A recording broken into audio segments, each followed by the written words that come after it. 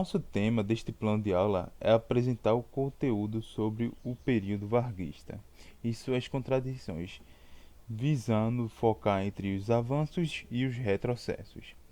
É previsto que para esta aula tenha por volta de 2 horas, dividida nos horários padrões de aula, e a regência dessa aula seria focada para alunos de nono ano do ensino fundamental. O objetivo geral é previsto que de analisar e compreender que durante a era Vargas houve muitos avanços, mas também houve vários retrocessos, pois ao passo que se consolidavam direitos como os direitos trabalhistas que vinham de acordo com a criação da CLT, ao mesmo tempo nesse segmento os sindicatos passaram a receber um maior controle estatal. Com isso, neste sentido, o período varguista foi marcado por progressos e desenvolvimentos, mas em contrapartidas foram criados mecanismos de controle e de repreensão da população e da sociedade, fazendo assim o governo ter um limite maior posto sobre a sociedade que estavam sendo criada e estava surgindo naquele tempo. Os objetivos específicos do nosso plano de aula foram divididos em quatro, sendo o primeiro compreender o contexto histórico que levou à ascensão de Getúlio Vargas ao poder e a importância da Era Vargas na história do Brasil.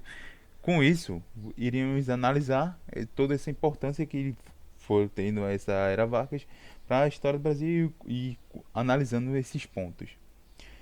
Segundo, caracterizar e diferenciar os governos de Getúlio Vargas, tendo em vista que seriam analisados principalmente o dito governo provisório, que foi de 1930 a 1934, o governo constitucional de 1934 a 1937, o Estado Novo, que foi de 1937 a 1945, e o segundo mandato, que foi de 1951 a 1954.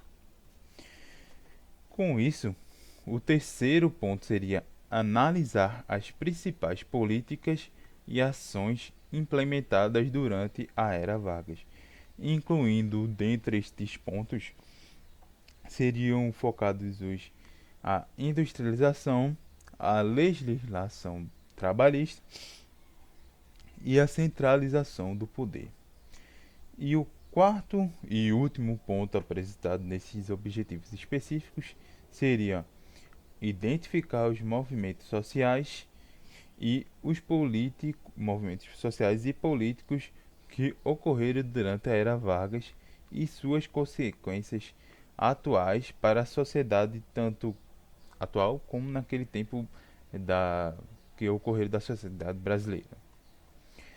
O desenvolvimento da aula seria: os alunos começariam de forma individual, prestando atenção na explicação e participando de forma ativa, e em seguida os mesmos seriam divididos em grupos.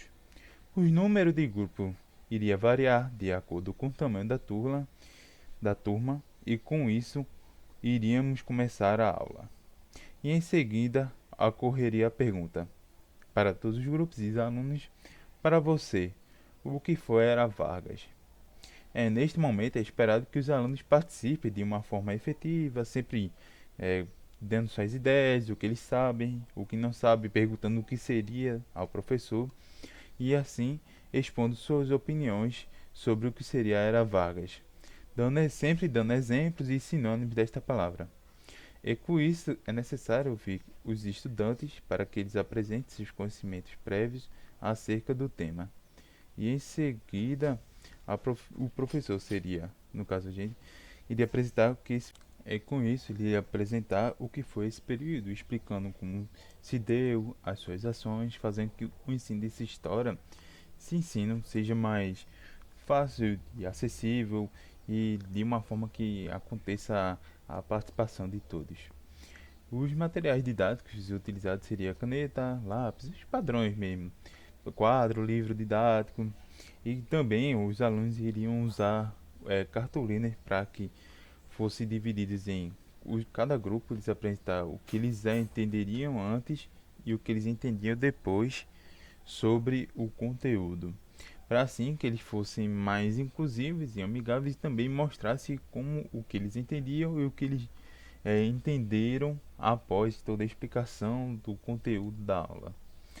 Com isso, a avaliação que aconteceria mediante tudo isso, já que como apresentaria recursos didáticos como visuais, táteis, para ter uma influência melhor, seria visto que avaliada a participação dos alunos em meio à apresentação dos outros textos, como eles estavam interagindo entre os outros alunos, a interação sobre as suas ideias de cada aluno, de cada grupo, e quais conhecimentos eles tinham mais à frente sobre, e quais dúvidas eles tinham mais presente, e qual ponto de vista que eles tinham sobre antes e depois, sobre falar sobre a apresentação de todo o conteúdo do governo.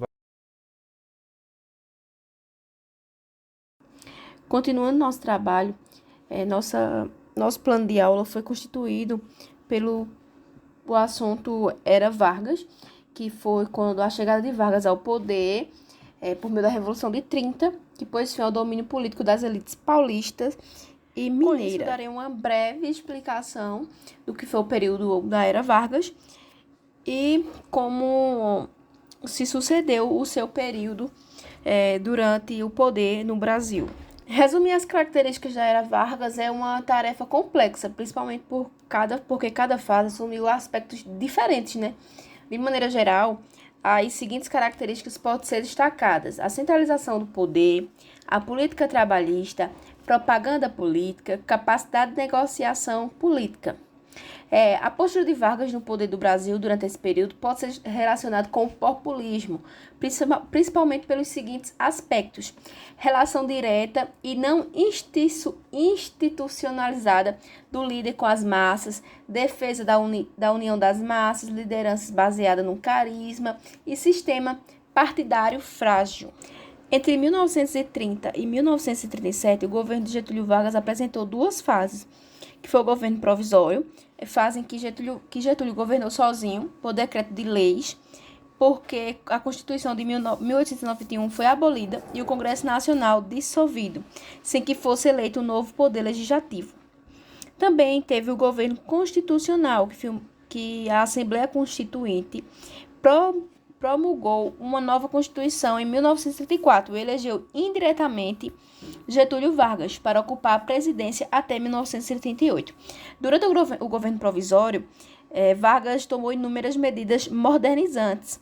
Criou o Ministério do Trabalho, Indústria e Comércio, instituiu direitos trabalhistas, como a carteira profissional, a jornada de trabalho de 8 horas diárias, o descanso semanal remunerado e as férias anuais remuneradas 15 dias. Legalizou os sindicatos subordinados ao Ministério do Trabalho, decretou um novo Código Eleitoral, instituindo medidas como o voto secreto e o voto feminino em eleições federais. Convocou a Assembleia Constituinte, eleita em 1933. Também teve a ditadura do Estado Novo, que foi entre 1937 a 1945. Que as suas principais características do Estado Novo foram a extinção dos partidos políticos, a extinção do poder legislativo, Congresso Nacional, Assembleias Estaduais e Câmara dos Vereadores, a indicação de governadores e prefeitos pelo governo federal, o culto à personalidade de Getúlio Vargas apresentado como pai da nação, o reforço do Departamento da Ordem Pública e Social, DOPS, transformado em polícia política que praticava espionagem, prisões e torturas. A criação em 1938 do Departamento de Imprensa e Propaganda, o DIP, órgão encarregado da censura e da propaganda do regime, incluindo a educação infantil. A ampliação dos direitos trabalhistas com a implantação do salário mínimo e a criação da consolidação das leis do trabalho, a CLT, a incorporação dos intelectuais modernistas à máquina do governo, atuando na modernização da educação e da cultura. Vargas procurou governar sozinho, afastado do governo A e B. Os integralistas tentaram um golpe em maio de 1938, mas foram derrubados. Por fim, para encerrar esse período do Estado Novo, a participação brasileira na Segunda Guerra Mundial e o desgaste desse projeto político autoritário enfraqueceram o Estado Novo, né? Então, Vargas se sentiu pressionado, onde ele decretou o fim das realizações presidenciais em 1945. Só que em outubro desse mesmo ano, foi deposto do poder pelos militares. E é isso, espero que todos vocês gostem. Um abraço e obrigada pela atenção.